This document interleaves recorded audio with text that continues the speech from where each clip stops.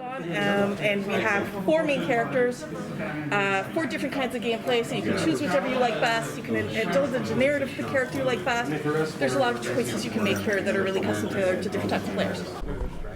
I'm curious about the combat style. Does it differ between the characters? Absolutely. Different combat styles for each of them, very different. That's why these characters were chosen, because they're different to start with, but also unique animation sets per character. Unique skills and abilities per character. Everything is customized. With your stunt background, does that come into how you do the performance? Like you're recording all of the grunts and the punches, and like how do you bring that into it? Such a good question. I did a lot of the performance capture as well, and with my stunt background, I picked up some tonfas and started to actually learn that. There is someone who's doing like the full-on stunt, really cool stuff, but it absolutely affects the way she moves. She's an athlete, and that's going to be different movement in her performance capture. But then also when I'm doing the voiceover and we're doing all the grunts, like you said, I've been hit a bunch, so I know what that feels like and how to make that a realistic thing. And I've punched a bunch of people, so I also know how to make that sound real. Did I mention amazing when we were talking about her? Speaking of which, we've seen a lot of versions of Batgirl over the years. How would you describe your Batgirl?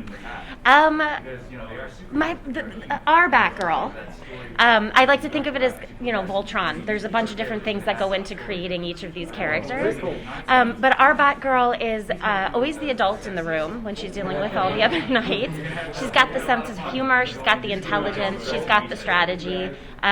There's a lot of very familiar things about her, but just the earnestness and the sincerity is what I try to bring to her. What kind of relationship does she have with the other members of the Bat family? At first, really rocky, and that's part of the beauty of it, is that this is not an origin story. All these characters know each other. All these characters have their very own, very different history with each other, and so that is part of the growth of each of the characters, is learning how to come together to fill this void after the death of Batman and work with each other, whether they like it or not. So who's your favorite character next to Batgirl? I have a lot of fun with Nightwing. The way that our characters are written together, the history of Batgirl and Nightwing, there's a lot of fun stuff going in there. And then Christopher, who plays Nightwing, is also hilarious and did a ton of squats to prepare for the role. So his head is in the right space. Quick question on the voiceover. So I know, similar in the Spider-Man game where they've recorded multiple things where he's running, so he's out of breath. Did you guys do any of that work? Or, Absolutely. Okay. Yeah. So it's like you have pretty much the same dialogue, but just like, okay, I'm out of breath, or the dialogue continues to just finish. Oh, are you talking about like a dynamic voiceover? No, we didn't. Things were in circumstance enough, so when we're doing barks, we've always got different types of barks to accommodate for that. Okay. But in terms of the lines themselves, we were in context enough most of the time that we just had one take to do it. Okay. This is why she's here. To keep me in check. I can censor things now and then. I love that they're asking all the questions. It is great. Those are good questions. Yeah. Obviously, the game is going to be hugely, interesting to Arkham game fans. Can we talk a little bit, I don't know if you can compare at all and say, how much more there might be to explore, in this game, or, how it might differ? The Arkham games are amazing, but we're doing something different. I don't feel a need to compare. Okay. We're each doing our own thing the best as we can in the directions we chose to go into. That said, we have a fully explorable Gotham City. It's a city riddled with crime that you get to engage with, as well as a storyline about, focusing on the Court of Owls that you also get to explore when you want. You can choose what you want to do. If you want to do the main story, if you want to do the side content, it's not side content. If you want to do the crime in the city, etc., you've got a lot of choices and a lot of things to experience. No spoilers, but can you give us a teaser on perhaps the most emotionally difficult scene for you to shoot or to that's record? A good question. I love that one. And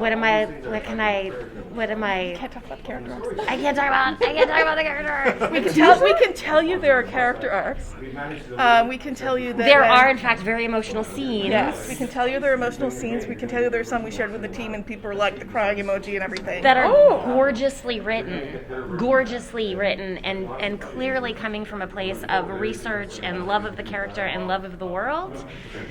But that's it. That's all I'm allowed to say. Yes. How did you come down from that emotional scene? It was hard. It was definitely a challenge, but it was interesting because of the way that it was written. It made it so easy to get into it, and then I just needed some time afterwards to process it. But it's a particularly beautiful scene if it's the one we're thinking of. Yeah, I wish I could answer it. So were there any specific storylines from the comics or other mediums that you guys used besides the Arkham games that kind of guide the story forward? Obviously, the Court of Owls. And all that So yeah, we used the Court of Owls from Scott Snyder, which is a fantastic story. Obviously, it's in comic book format, it's in linear format, but it was a great foundation for us to build and layer to make this into an interactive narrative experience, right? But also, look, my team loves these characters, or actors loves these characters, but we read as many comic books as we could get our hands on. We read the like Grayson for Dick, and then we read Batgirl at Burnside, but we also read like a lot of stuff. We didn't stick to one, right?